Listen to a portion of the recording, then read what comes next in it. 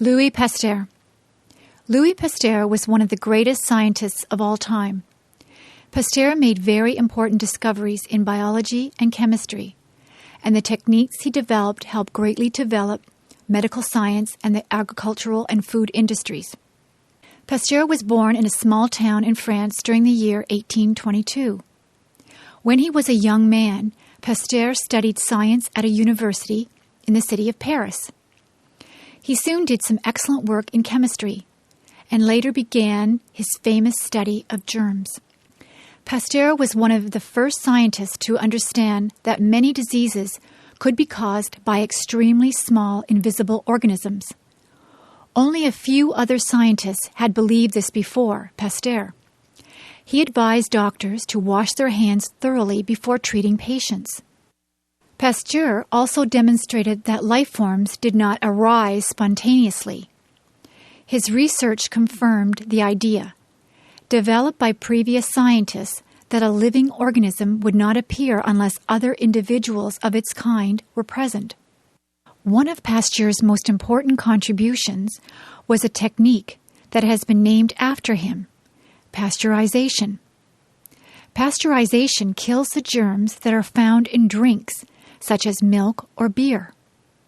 Because of Pasteur's technique, people are no longer infected with diseases by drinking these liquids. Just as important as pasteurization was a technique called immunization. Pasteur found that a person or animal could be made safe or immune from a disease by injecting the person with some weakened germs that cause the disease. The body can resist the disease after being immunized in this way. Today, many diseases are prevented by the use of this technique. Pasteur's discoveries also helped to save people who had already been infected with diseases. One such disease is rabies. Rabies is a disease that sometimes occurs in animals. This disease usually kills the animal, but before dying, the animal becomes very aggressive and may spread the disease by biting a person or another animal. One day, the parents of a young boy came to Pasteur. Their son had been bitten by a dog that had the rabies disease. The parents knew that their son would die from the disease unless something could be done to save him. Pasteur agreed to help the boy, and the immunization technique saved the boy's life. Pasteur died in 1895. He was greatly admired around the world for his achievements, which have helped all of mankind. Today, Pasteur is considered to be the greatest figure in the history of medicine. Psychology. Are you interested in the behavior of people and animals? If you are, then you might enjoy the study of psychology. Psychology is the study of behavior, but this is a very large area of study. There are several different branches of psychology, each of which studies a different aspect of behavior. Social psychologists study interactions among people. For example, a social psychologist might try to learn about the situations that cause people to behave aggressively. Another question studied by social psychologists is why certain people become attracted to each other.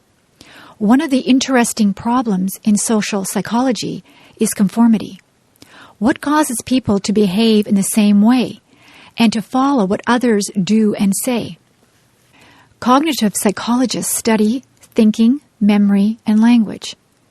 One problem studied by cognitive psychologists is how people remember numbers. For example, what is the best way to memorize some numbers? Is it better to repeat the numbers to oneself or try to attach some meaning to these numbers? A cognitive psychologist might also study language. For example, why can young children learn a second language so quickly and easily? Cognitive psychologists are also interested in the ways that people learn to solve problems, such as finding a new place. Clinical psychologists study mental illnesses. For example, clinical psychologists might try to find out the causes of depression and to figure out ways of helping people who are depressed. Other clinical psychologists might study the behavior of people who suffer from addiction to drugs so that this problem can be prevented and treated. Another topic of interest to clinical psychologists is violent behavior. It is very important to find ways of preventing violence and to change the behavior of persons who act violently. Some psychologists are interested in the measurement of psychological characteristics.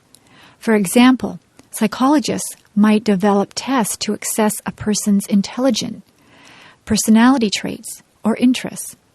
These tests can be used to help people make decisions about education, occupation, and clinical treatment. Psychologists who study the behavior of animals are called ethologists. Ethologists often go into the wilderness areas to watch the activity of birds, fish, or other animals. These psychologists try to figure out why it is that some animals have instincts for various behaviors, such as parenting, mating, or fighting.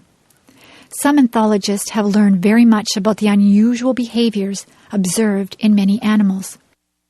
These are only a few of the many areas of psychology. Truly, psychology is one of the most interesting areas of knowledge.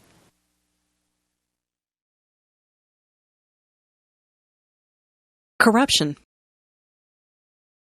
When an official of a government or business is acting dishonestly, we say that this person is corrupt. Corruption is a serious problem in many countries around the world. There are several different kinds of corrupt practices, including bribes, kickbacks, nepotism, and embezzlement. A bribe is a payment of money or some other benefit in exchange for a decision that would not otherwise be made.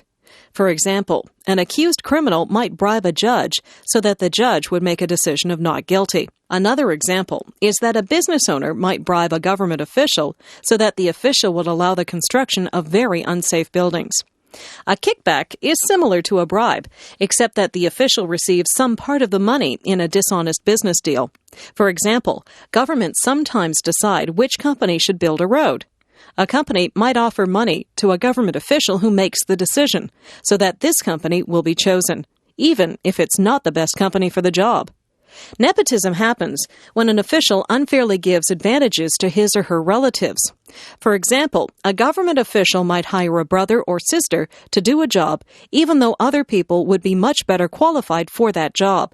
Of course, all of us want to help our relatives, but it is wrong to do this at the expense of the public. Embezzlement happens when an official secretly steals some money from a company or government. For example, a manager at a company might secretly move some of the company's money to his or her own bank account, and that manager might lie about his or her expenses in order to receive more payment from the company. Corruption has very bad effects on people in several ways. Sometimes it can lead to very dangerous situations. One example of this is when unsafe construction projects are approved by officials who have been bribed. Another example is when criminals are freed as a result of bribes. Also, a country's economy can be damaged by corruption.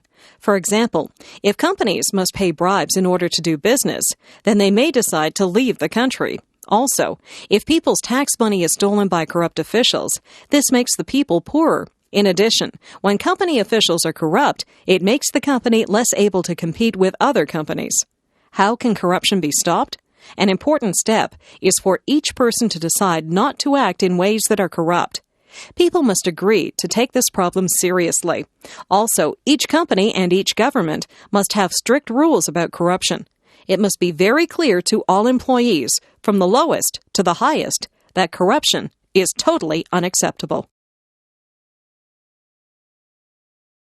Canada, provinces and territories. Canada is one of the largest countries in the world.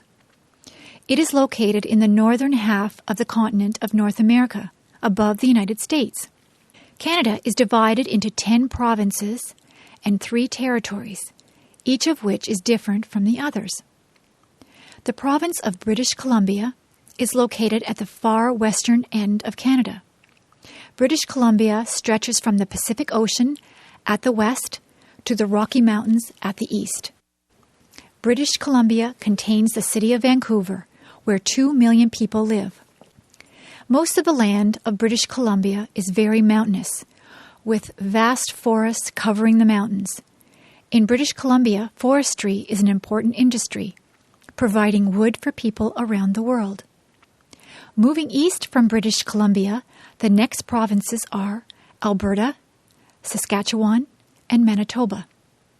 These are known as the prairie provinces because they are mostly made of flat, grassy land called prairie. Alberta is the province where the flat prairie meets the tall, beautiful Rocky Mountains. In Alberta, there are many fields where oil and gas are found, and there are also many farms where cattle are raised. Saskatchewan is the province that grows the most wheat. Wheat from Saskatchewan is sent around the world to make bread and pasta for many people. Manitoba is the other prairie province. Its largest city, Winnipeg, is about halfway between the Pacific and Atlantic Oceans. Winnipeg has the coldest winters of any large city in the world, with temperatures sometimes reaching negative 40 degrees Celsius. Moving east, the next province is Ontario. The land in the northern part of Ontario is very rocky and contains many thousands and thousands of lakes. Many mines are found in northern Ontario. In the southern part of Ontario, there is good farmland, and there are also many cities where factories produce cars and steel. Ontario contains Canada's largest city, Toronto, as well as the capital city of Canada, Ottawa. In the southern part of Ontario are 4 of the largest lakes in the world, known as the Great Lakes. Next to Ontario is the province of Quebec. Unlike the other provinces where most people speak English, most of the people in Quebec speak French. The capital of Quebec is called Quebec City, and this is one of the oldest cities in North America. Quebec City contains many buildings that are hundreds of years old. Also in the province of Quebec is the city of Montreal. Of all the French-speaking cities in the world, only Paris is larger than Montreal. In the eastern part of Canada are the Atlantic provinces, which are next to the Atlantic Ocean. These provinces are New Brunswick, Nova Scotia, Prince Edward Island, and Newfoundland. In the Atlantic provinces, fishing is an important industry. Tourism is also important, as many people come to see the beauty of these provinces. The people in these provinces are said to be the friendliest in Canada. In the far north of Canada are the 3 territories that lie beside the Arctic Ocean: Yukon, Northwest Territories, and Nunavik. Many of the people in these territories are the native people of Canada, known as the Indians and the Inuit. The northern areas have very cold, dark winters. The summer is short, but the days are very long and bright. 2 great artists, Leonardo and Michelangelo. Many people admire the paintings and sculptures that artists create. Some very beautiful paintings and sculptures were created by 2 men who lived in the same country at the same time. These men were Leonardo da Vinci and Michelangelo. They both lived in Italy around the year 1500. Leonardo da Vinci is most famous for his painting called the Mona Lisa. This is perhaps the best-known painting in the world. The Mona Lisa shows the head and shoulders of a dark-haired woman. When people look at this painting, they are often captivated by her smile and by her eyes, which have a look of mystery. Another painting of Leonardo's is called The Last Supper. This painting shows a famous scene from the Christian religion. In this painting, Jesus Christ is seated at the middle of a long table, with his followers, the disciples, seated around him. Many of the paintings that were created at this time have a religious theme. Leonardo was not only an artist, he was also interested in engineering. He actually worked for some time as an advisor to a military leader. helping him to develop new machines for use in war. Leonardo also made rough drawings of machines that are similar to those that were invented much later, such as submarines and helicopters. Obviously, Leonardo was an extremely creative man. Michelangelo was about 23 years younger than Leonardo. In addition to being a painter, Michelangelo was also a sculptor, and many experts consider him the greatest sculptor of all time. One of his most famous sculptures is David, which is a statue of a young man who was a famous figure in the Bible. Another great sculpture of Michelangelo is called the Pieta. The Pieta shows Mary, mother of Jesus, holding the baby of her son across her lap.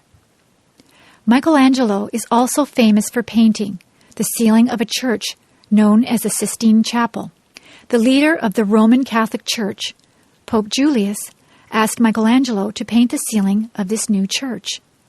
This project required many years of hard work, and the Pope complained that it took too long. However, when the work was finished, the ceiling of the Sistine Chapel was covered with beautiful paintings of many scenes from the Bible. Fortunately, many of the works of Leonardo and of Michelangelo can still be seen today in art galleries of Europe. During the past 500 years, the color of the paintings had faded somewhat, but in recent years, some work has been done to restore the paintings to their original appearance. The Vikings. About 1,000 years ago, people known as the Vikings were known and feared throughout Europe. The Vikings were the people of the northern part of Europe called Scandinavia, which includes the modern countries of Denmark, Norway, and Sweden. The Vikings made their living by farming and fishing.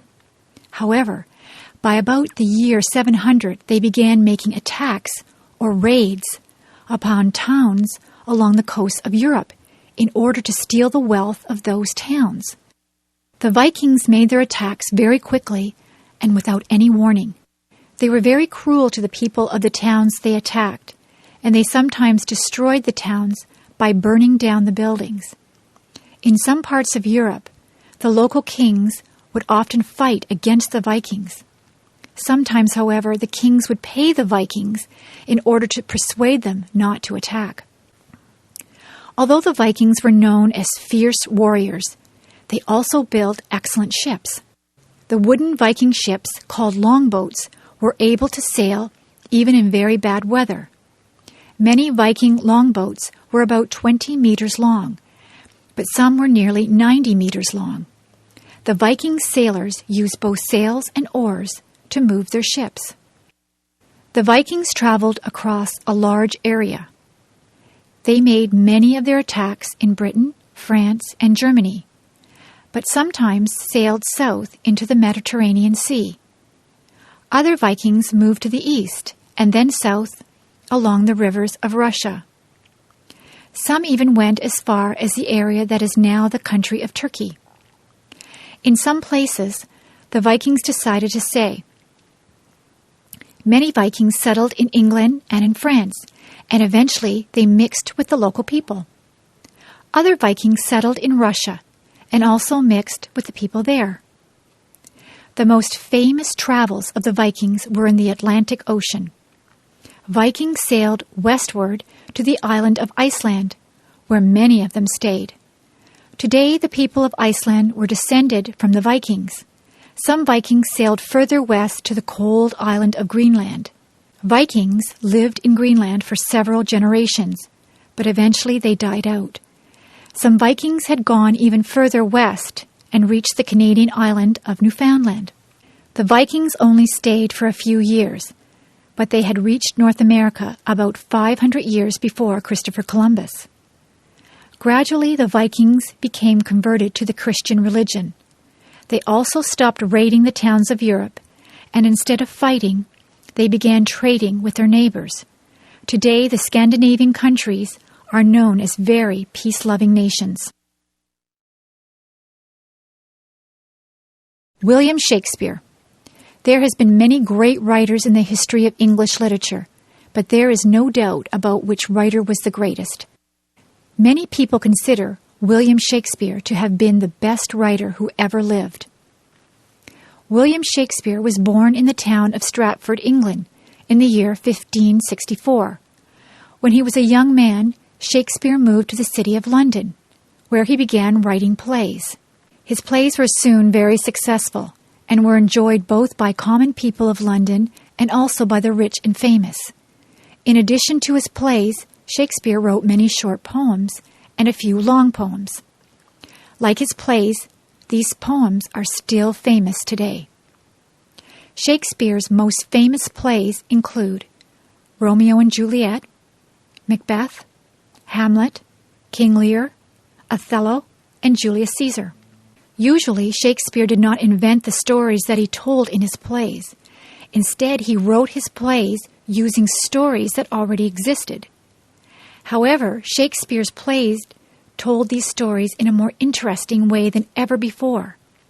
Some of the stories were tragedies, some were comedies, some described historical events. In his plays, Shakespeare revealed a very wide knowledge of many areas of life.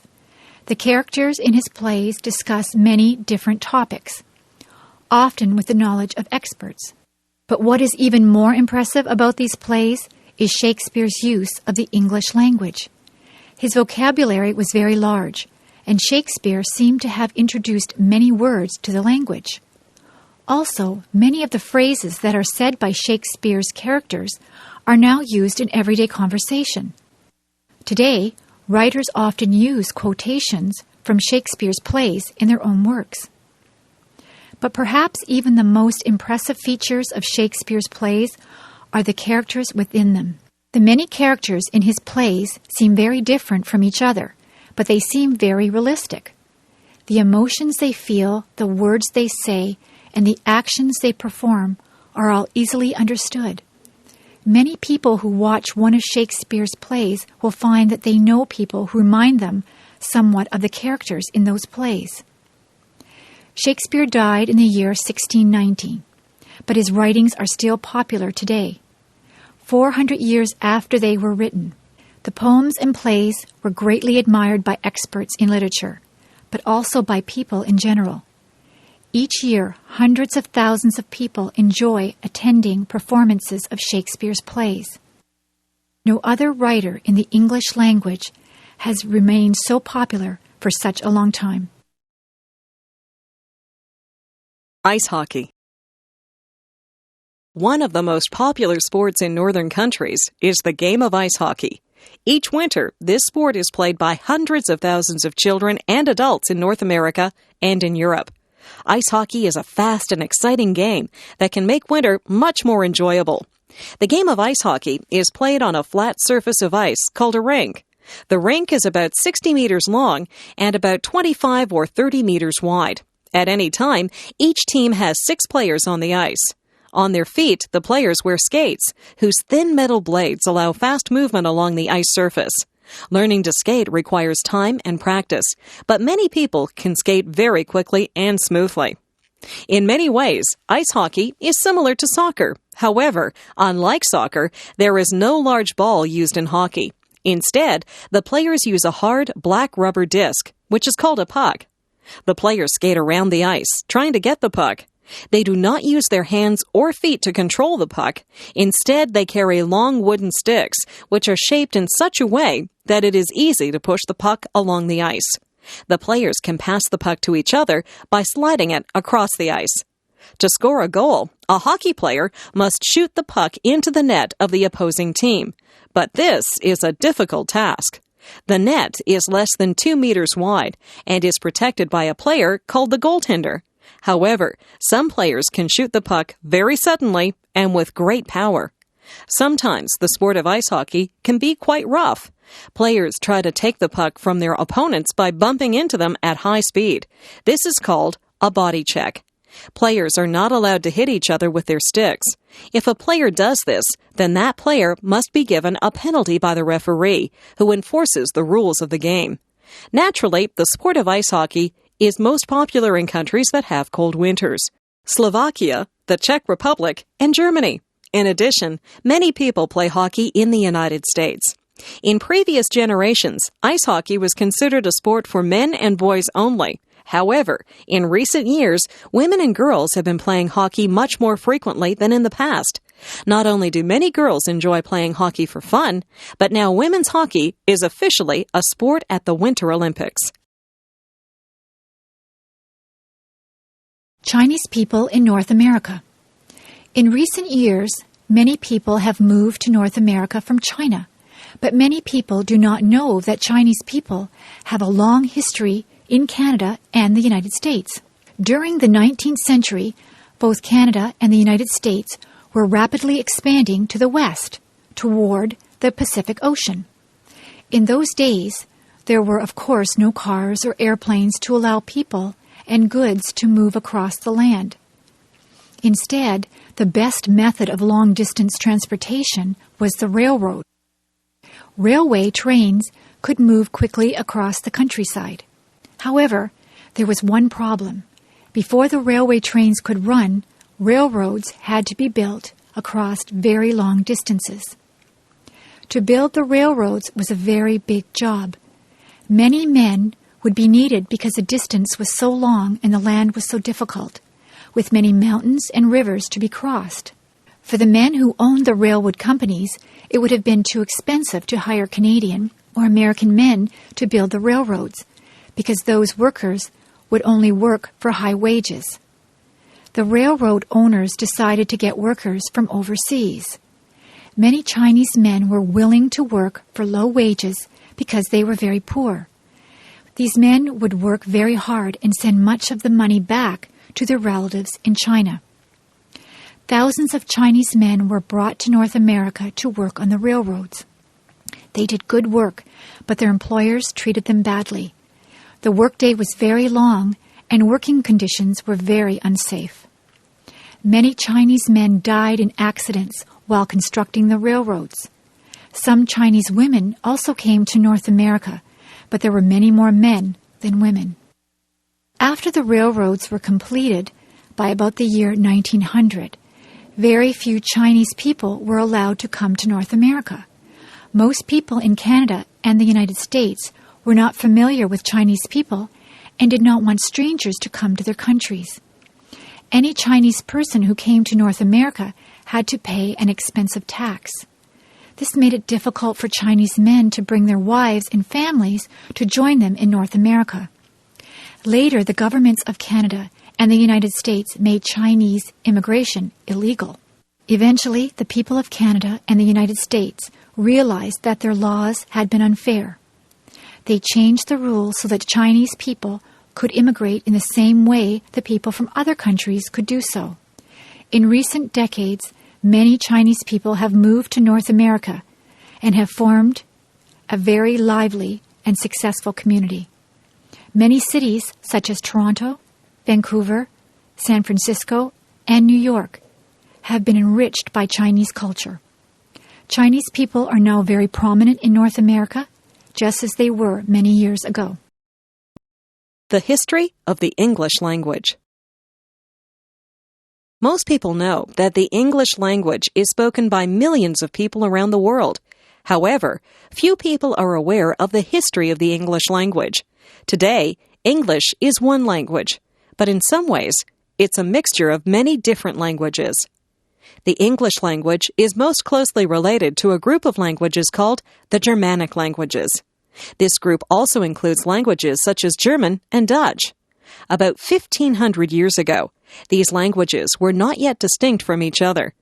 Some of the people of Germany and the Netherlands then moved to England. Those people were called the Anglo-Saxons, and their language then evolved into English. Most of the basic words of the English language are derived from these very old Anglo-Saxon languages. For example, words for the parts of the body, for numbers, and for animals are mostly Anglo-Saxon words. Some new words were brought to England over 1,000 years ago by people who came from the Scandinavian countries of Northern Europe. Many words that begin with the letters SK, such as skin and skill, are Scandinavian words. A major change happened in the English language after the year 1066. In that year, England was conquered by a king from the northern part of France. He and his followers spoke French, so French became an important language in England. During the next few hundred years, the English language absorbed a very large number of French words. In fact, today's English dictionaries contain more words of French origin than of Anglo-Saxon origin. Part of the reason why the English language has so many words is that it often has two words for each idea, one word of Anglo-Saxon origin and one word of French origin. Many more words entered the English language a few hundred years ago when science and technology became more widespread. Most scientific and technical words are derived from words of the ancient languages of Latin and Greek. Because there are so many of these scientific and technical words in the English language today, the influence of Latin and Greek has been quite large. Other languages have also contributed many words to the English language. Some words have come from the Celtic languages, spoken in Ireland, Scotland, and Wales. Many words have been added to the English language by immigrants who came to North America from various countries of Europe. Also, many more words have been adopted from the native languages of North America, Australia, and the Pacific, and from the languages of the peoples of Africa and Asia. All of these words have made English a very interesting language. African slavery in the Americas. One of the most tragic parts of the history of North and South America is the period of African slavery. For hundreds of years, many people were taken from Africa by force to work in the fields of many different countries in North and South America. When Europeans first came to the Americas, some of them realized that they might make money by growing crops and selling them in Europe. However, in order to make money, they would need a cheap source of labor. Few Europeans would come to the Americas to work for low wages, so instead, the landowners looked for slaves. In the areas of great farms or plantations, there were few Indians, so they used another source of slaves, Africa. The plantation owners usually obtained slaves by buying them from local kings in Western Africa. This led to many wars between rival kings within Africa who tried to capture each other's people in order to sell them as slaves. A few kings tried to avoid the slave trade, but this was very difficult. During a period of several hundred years, from the 1500s to the 1800s, about 12 million people were taken from Western Africa to the Americas. Many more people died as slaves before leaving Africa, and many more died on the ships that took them to the Americas. This was because the conditions on the ships were extremely unhealthy. The ships were far too crowded, and there was little food and water. When the African slaves arrived in the Americas, the plantation owners made them work on farms that produced goods such as cotton and sugar. In many places, they worked very hard, and many of the slaves died from overwork. They were then replaced by other slaves who arrived from Africa. However, many slaves survived despite the brutal conditions. In some places, the African slaves were able to revolt against the plantation owners. However, this was difficult because the slaves who had recently arrived spoke many different languages. Some slaves escaped into wilderness areas and were able to remain free from the plantation owners. As time went by, many people in Europe and in the Americas realized that slavery was wrong. By the 1830s, slavery had been ended or abolished in islands owned by the British and in parts of the United States. In the southern United States, slavery was ended in the 1860s during the Civil War. In some countries, such as Brazil and Cuba, slavery only ended in the 1880s. Today, many millions of people in North and South America are descendants of slaves who were brought from Africa. The effects of slavery have lasted for many generations, and there was much racial prejudice against African people when slavery ended. However, some have achieved success despite these disadvantages. Today, the people of African background in North and South America are a very important part of the population in many countries. Worries about physical appearance. Most people would like to have an attractive physical appearance, but some people become very worried about the way they look. This can sometimes lead them to do things that are unhealthy. For example, many women believe that they must be very thin in order to be attractive. They see pictures of fashion models who are very thin and then believe that an attractive woman must look the same way. However, many men prefer the appearance of women who are not so thin. In order to become thin, some women try to reduce the amount of food that they eat. When this is taken to an extreme, a woman might eat far too little food to remain healthy. Her weight may become dangerously low as she tries to become thinner and thinner. This condition is called anorexia, and it affects many thousands of women in Western countries. Anorexia is one of several conditions known as eating disorders. Another eating disorder is called bulimia. A woman who has bulimia will sometimes eat large amounts of food, but then will try to eliminate the food by vomiting. This is intended to prevent any weight gain, but it is also a very unhealthy behavior. Unfortunately, some women are concerned about being very thin, but some women have different concerns related to the appearance of their body. For example, some women believe that their breasts are not large enough and will undergo surgery to enlarge their breasts. In this surgery, some artificial substance is implanted inside the breast to make it larger. Many women have had this surgery, but many of them have suffered serious health problems as a result. In recent years, many men have also become very concerned about their physical appearance. For example, some men believe that they must become very muscular in order to have an attractive appearance. To achieve this appearance, some men use drugs called steroids, which make it possible to gain large amounts of muscle. However, steroids can have very unhealthy side effects. In addition to drugs, some men have used surgery to change their physical appearance.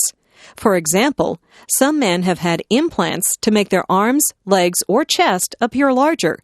It is unfortunate that so many people feel so unhappy about their physical appearance and that they do unhealthy things to change the way they look.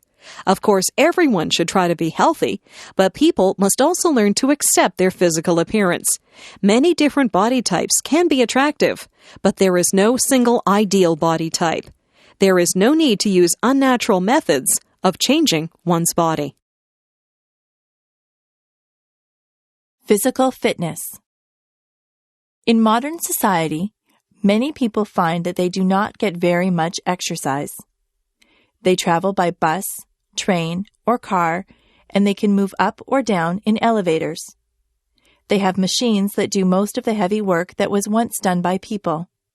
However, exercise is important for staying healthy. A person who exercises frequently will be physically fit. There are different aspects of physical fitness. One important element of being physically fit is called cardiovascular fitness. The word cardiovascular refers to the heart and lungs. If one's heart and lungs are in good condition, then one can exercise at a steady pace without soon getting tired. To develop cardiovascular fitness, it is important to perform some exercise that makes one's heart beat quickly. For example, a person can improve cardiovascular fitness by riding a bicycle, by running, by swimming, by rowing, or even by walking quickly. Some people go to special places called health clubs or gyms where they can use different exercise machines to develop their cardiovascular fitness. But many people improve their cardiovascular fitness by playing recreational sports such as tennis or soccer, or by dancing vigorously. By having good cardiovascular fitness, one is less likely to suffer from heart disease. Of course, there is one way to improve cardiovascular fitness that does not involve exercise. Stop smoking. Another important aspect of physical fitness is called flexibility. Flexibility refers to one's ability to stretch comfortably. For example, a healthy person should be able to touch his or her toes without bending the legs. People can perform various stretching exercises to improve flexibility. By being flexible, a person can avoid injuries that might otherwise affect their body. Yet another important aspect of physical fitness is the strength and endurance of one's muscles. Many people suffer from injuries that result, in part, from weakness of the muscles. Muscular strength and endurance can be improved by a variety of exercises. Some of these exercises involve lifting a weight, but other exercises simply involve pushing or pulling against the weight of one's own body. One example is an exercise called the push-up.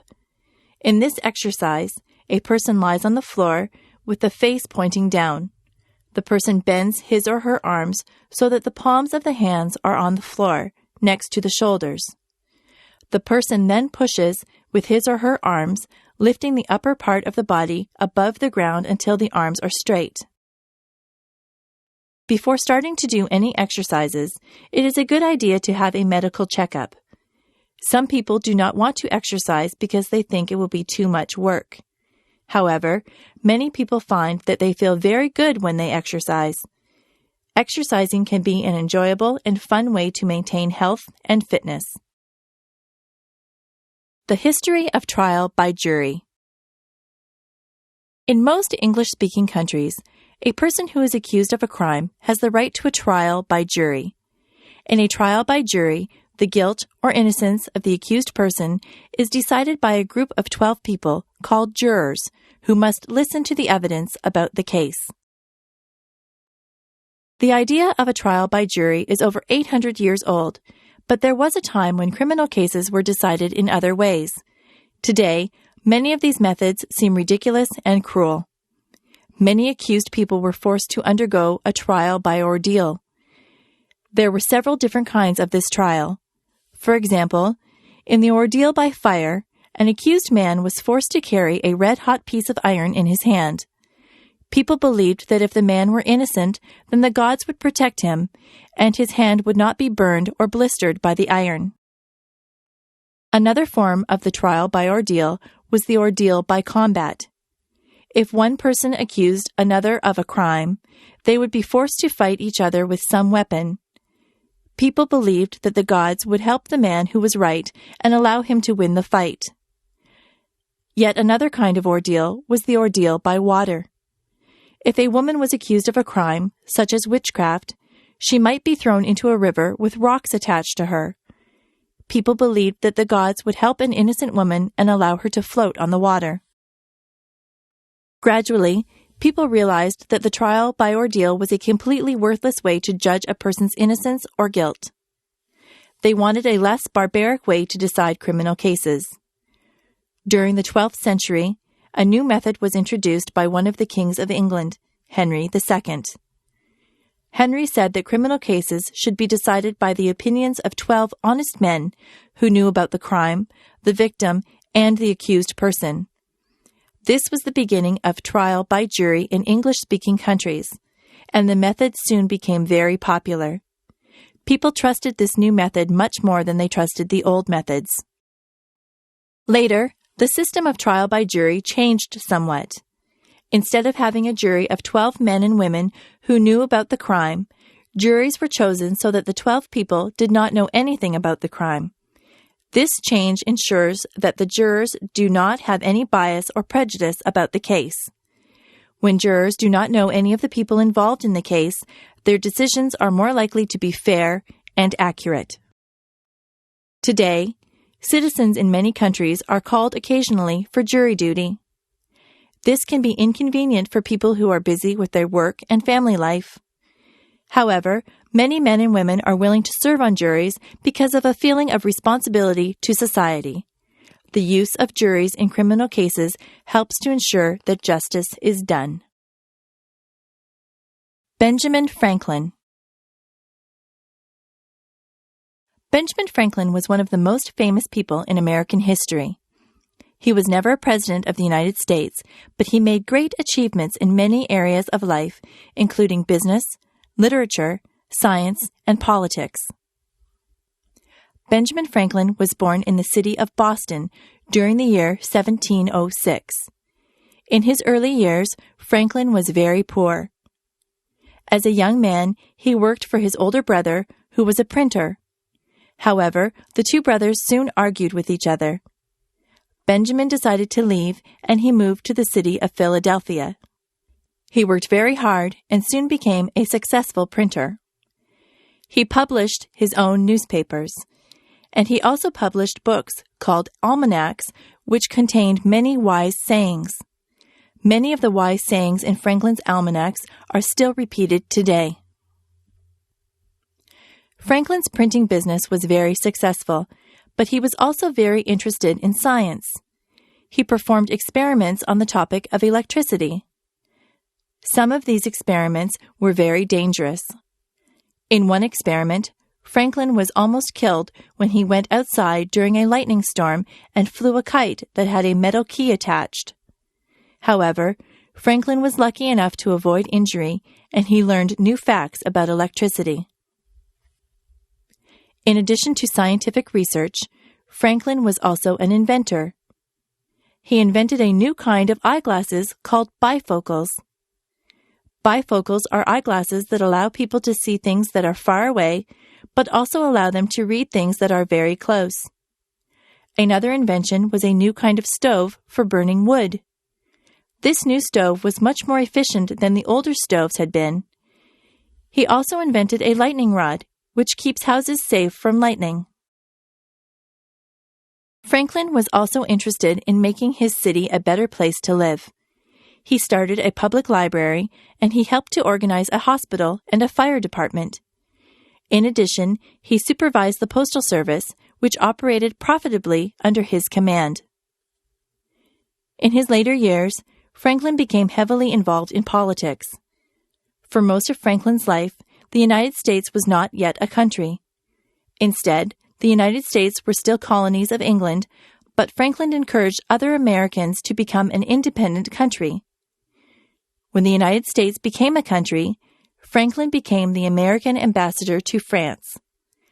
The French people liked Franklin very much. Franklin later returned to the United States, and he died in 1790. Today, many Americans still admire the brilliant achievements of Benjamin Franklin, who did so much to improve people's lives. The picture of Benjamin Franklin can be seen on the American $100 bill. Preservation of forests. Many thousands of years ago, much of the world's land area was covered in forests. Since that time, people have needed to clear the forests by cutting down the trees in order to make room for their farms and cities. Today, forests are still being cleared, and many people are worried that too much forest area is being lost. There are many reasons why it is important to preserve forests. One reason is that the trees inside the forests help to remove carbon dioxide from the air and put oxygen back into the air. This is important because scientists believe that too much carbon dioxide in the air might be causing the world's temperature to increase quickly. The forest might help to reduce this problem by absorbing carbon dioxide from the air. Another reason for preserving forests is to maintain many different species of plants and animals. The forests are the home of a huge variety of plants and animals, which will become extinct if the forests are destroyed. These plants and animals are both beautiful and interesting, but they also have practical benefits for people. For example, doctors believe that many diseases might be treated by chemicals that are obtained from forest plants. Forests are also important for providing wood or lumber, but sometimes people cut down too many trees for lumber. To preserve the forests, it is important to ensure that the amount of wood removed is not more than the amount of new wood that grows in the forest. Otherwise, the forest will gradually disappear. In many parts of the world, forests have already been cleared. In recent years, many forests have been cleared in South America, Africa, and Southeast Asia. In other parts of the world, the forests have already been cleared a long time ago. There are only a few areas of the world where very large areas of forests have not yet been changed by people. These areas include the Amazon rainforest of Brazil and the northern forests of Canada, Alaska, and Siberia. Some countries have passed laws to protect their forests from being cleared. For example, a country can declare its forest areas to be a national park and prevent the forest from being cut down. However, this is very difficult for poor countries to do. The people may want to cut down the forest to obtain wood, to gain access to natural resources in the forest areas, or to have new land for farming. When forests are cut down to gain new farmland, however, people usually find that the soil is not very good for farming. It is a difficult challenge to provide opportunities for poor people of the countries and to protect the forests at the same time. However, it is very important that this challenge be met successfully because the forests will be needed by future generations of people. True or false? 1. Preservation of forests is important because the trees remove carbon dioxide from the air and replace it with oxygen. 2. Plants and animals should be preserved because they are beautiful and beneficial to people. 3. Cleared forest land is often excellent for farming. 4. People have been clearing the Amazon rainforest for years.